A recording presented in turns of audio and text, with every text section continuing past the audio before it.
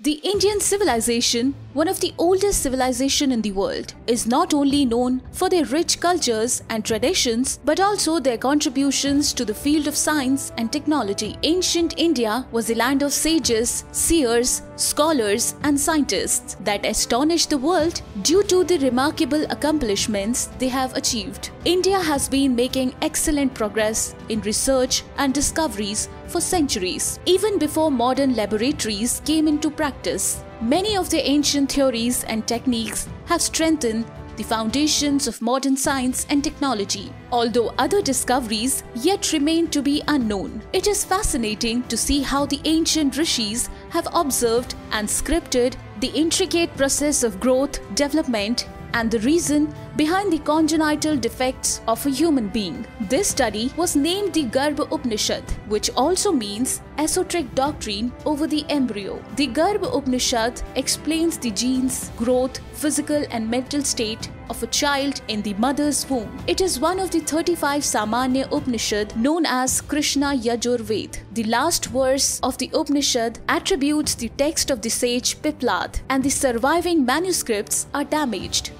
Even before modern science was introduced, the ancient rishi had amazed us with their theories, as they were able to understand and observe some of the intense secret of the body and soul.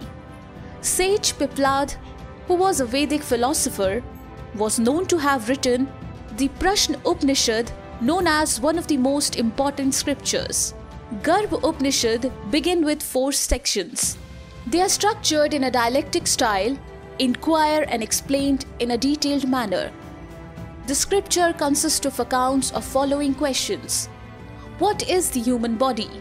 How is the human embryo formed? How does human embryo develop? What does the human embryo know?